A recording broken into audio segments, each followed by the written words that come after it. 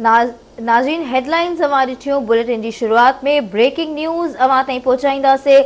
मुल्क में corona virus जा माण्हुनि मथां हमला जारी। कोरोना वायरस वधीक 58 हयातियूं गिड़काए वियो आहे। एनसीओसी जो चवणु आहे त फौतियुनि जो अंग वधी 11,376 ताईं पहुची वियो। गुज़िरियल 24 कलाकनि दौरान 1873 नवां केस ज़ाहिर थिया आहिनि। अहम ख़बर ताईं पहुचायूं पिया। मुल्क में कोरोना वायरस जा माण्हुनि मथां हमला जारी आहिनि। कोरोना वायरस वधीक 58 मरीज़नि खां हयातियूं खसे वरितियूं आहिनि। एनसीओसी मूजिबि गुज़िरियल 24 कलाकनि दौरान 1873 नवां केस ज़ाहिर थियण खां पोइ मुतासिरनि जो अंग वधी 5,35,914 ताईं पहुतो आहे, जॾहिं त फ़ाल केसिस जो अंग 34,412 ताईं पहुतो आहे। अहम ख़बर ताईं पहुचायूं पिया। मुल्क में कोरोना वायरस जा माण्हुनि मथां हमला जारी आहिनि। कोरोना वायरस वधीक 58 मरीज़नि जूं हयातियूं गिड़काए वियो आहे। अहम ख़बर बाबति तव्हांखे आगाह कंदासीं। मुल्क में कोरोना वायरस जा माण्हुनि मथां हमला जारी आहिनि। कोरोना वायरस वधीक 58 मरीज़नि जूं हयातियूं गिड़काए वियो आहे। एनसीओसी जो चवणु आहे त फौतियुनि जो अंग वधी 11,376 ताईं पहुतो। गुज़िरियल 24 कलाकनि दौरान 1873 केस ज़ाहिर थिया आहिनि। मुतासिरनि जो अंग वधी 5,35,914 थी वियो। फॉल केसनि जो अंग वधी 34,412 थी चुको आहे।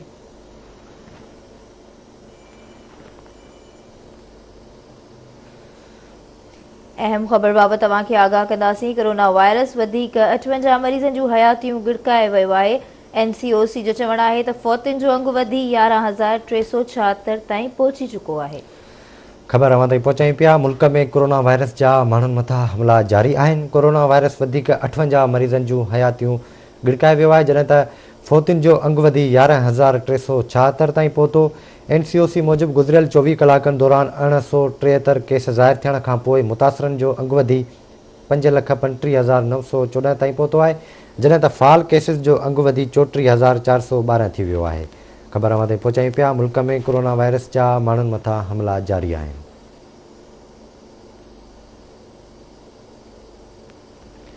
बिल्कुलु नाज़रीन, अहम ख़बर अवां ताईं पहुचाईंदासीं। मुल्क में कोरोना वायरस जा माण्हुनि मथां हमला जारी आहिनि। कोरोना वायरस वधीक 58 मरीज़नि जूं हयातियूं गिड़काए चुको आहे। एनसीओसी जो चवणु आहे त फौतियुनि जो अंग वधी 11,376 ताईं पहुतो। गुज़िरियल 24 कलाकनि दौरान 1873 नवां केस ज़ाहिर थिया।